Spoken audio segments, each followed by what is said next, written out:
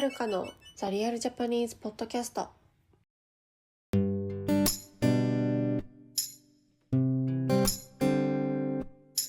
い、皆さんこんにちは。お元気でしょうか？はーい。今日は私が、日本の国内旅行に行ってきたので、その話をしたいと思います。はい、今回は家族旅行で行きました。一人じゃないですよ、みんな。はい。今日っていうか今回行ったのは、長野県の上高地というところですね。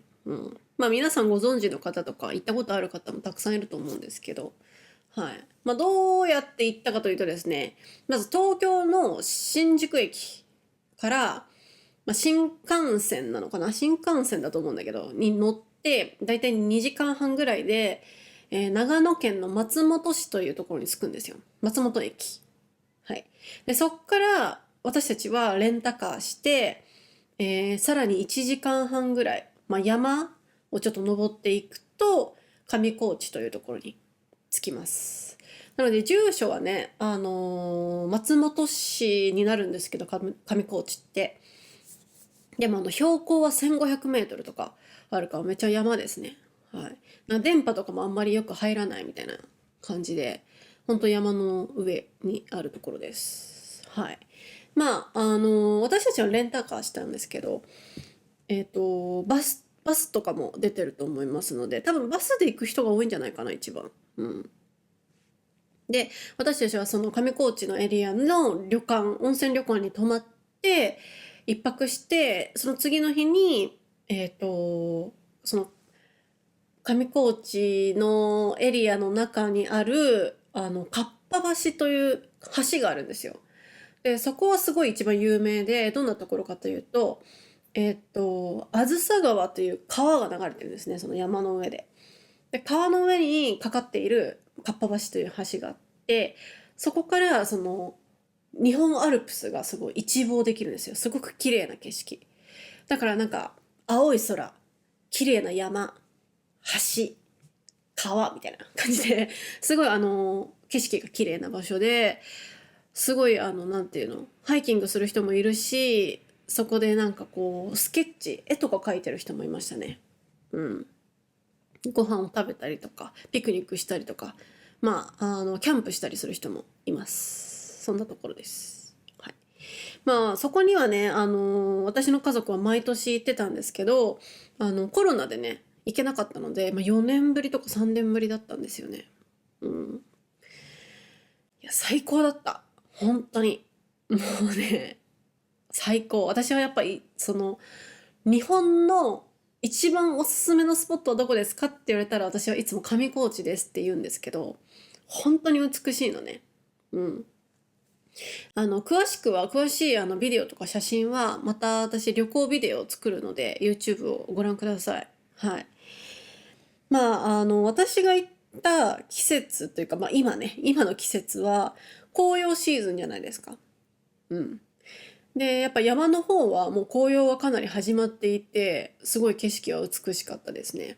で、運が良くて天気も良かったし、あとなんかもう鳥とかいっぱい、なんか虫とかいっぱい、動物もいっぱいみたいな感じで、本当自然って感じなところでした。うん。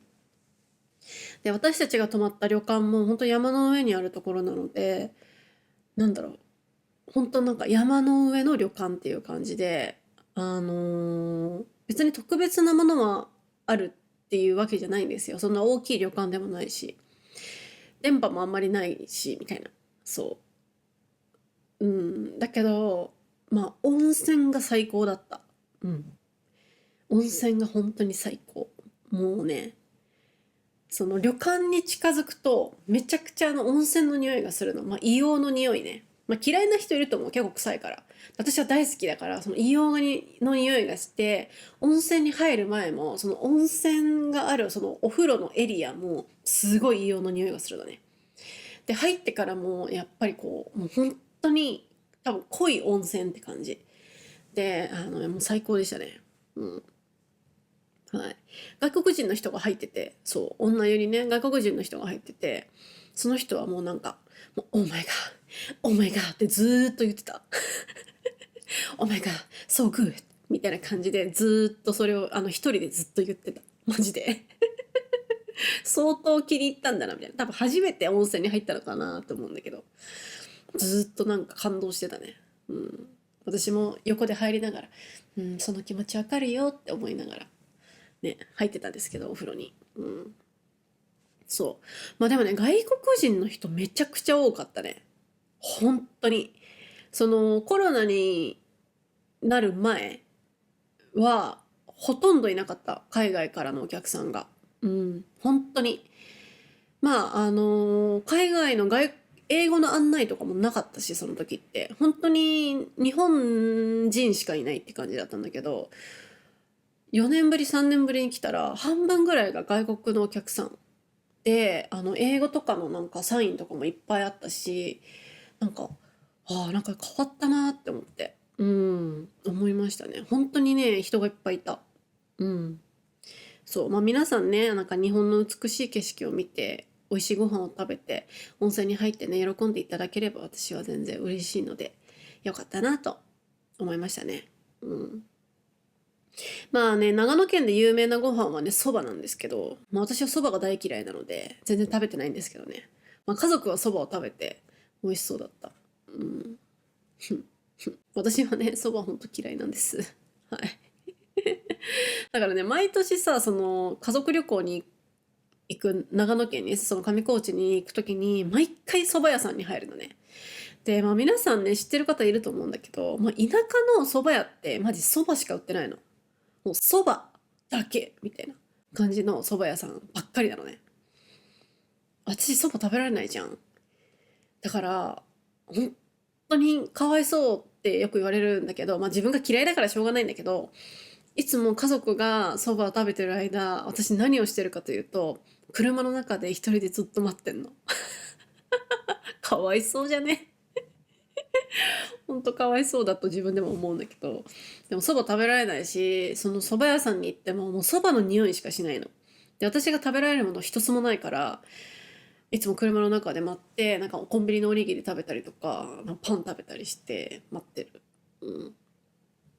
で、今回、その蕎麦屋さんに、なんかご飯がある蕎麦屋さんに行ったのね。その定食があるって書いてあったか、書いてあったっていうか、前行った時に定食があったところだったから、あ、じゃあ、その4年ぶりに今そこに行ったら私も食べられるから、そこに行こうって言ったら、なんと定食がもうなくなってて、蕎麦だけのお店になってたの。で、もうなんか、蕎麦食べてみればみたいな。もしかしたらいける、食べられるかもよ。もう年齢もね、結構年も取ったしさ、みたいな。子供の時と違うじゃんみたいな感じで、なんか私もなんか、行っちゃおっかなみたいな。蕎麦食べちゃおっかなみたいな感じで、温かい蕎麦を注文したのね。天ぷらと蕎麦。全然食べられなかった。あ、嫌いだわって思った。食べた瞬間。あ、嫌いですっていう。そう。だから天ぷらだけ食べて、た感じだった。あと残りの蕎麦は家族にあげて、まあ、結局私は蕎麦は食べられないんだなっていうのをね、蕎麦嫌いなんだなっていうのが分かりました。うん。まあでも長野県の蕎麦は美味しいらしいので、皆さんぜひ食べてみてくださいね。うん。そうなんだよね。食べ物だけね、私いつもね、長野に行った時は困るんだよな。ちなみに私の家族、旦那さん含めて全員蕎麦が大好き。本当に蕎麦が本当に大好きなの。マジで。蕎麦屋さん見つけたらすぐ蕎麦に入るみたいな。で、私がいつも不機嫌になるみたいな。なんでまた蕎麦食べんのって。そう。まあ、しょうがない。でも長野県にさ、来てさ、長野県の名物が蕎麦ですって言われたらみんな蕎麦食べたいよね。わかる。みんな蕎麦好き？どう？私はうどんの方が好きなんだけど、みんなどうですかね。うん。まあ私が蕎麦を食べた、ビデオをまた作るので、はい。その旅行ビデオお楽しみに。はい。まあね、もちろんでも蕎麦だけしか食べてないわけじゃなくて、その旅館に行った時は、その、イワナっていう、川魚ですね。イワナっていう川魚を食べて、あとは手作り豆腐とかも出てきて、すっごいそれが美味しかった。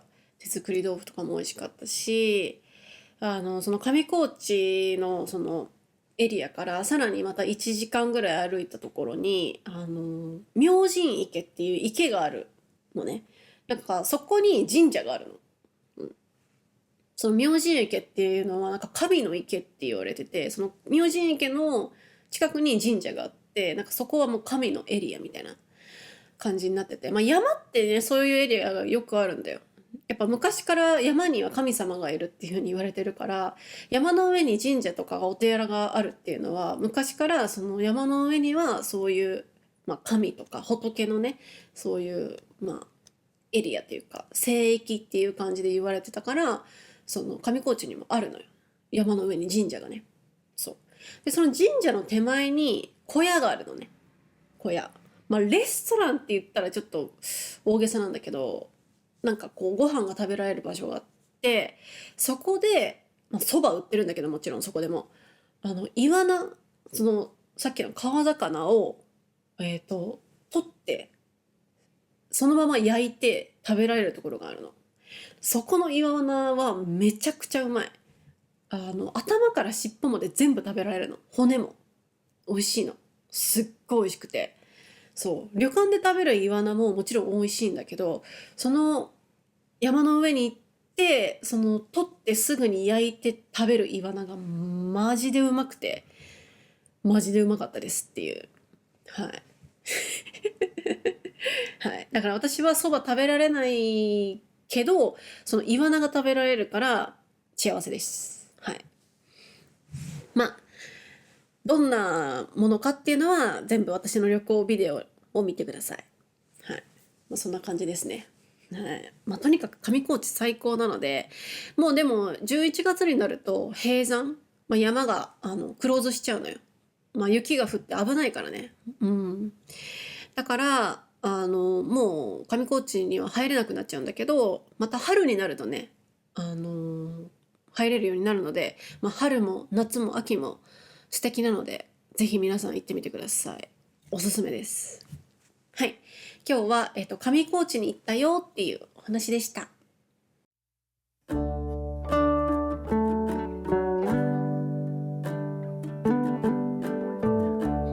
はい、今日話した話、またトランスクリプトを作りますので、私のウェブサイトをチェックしてみてください。あと、Twitter、Instagram、YouTube、こちらのフォローもお願いいたします。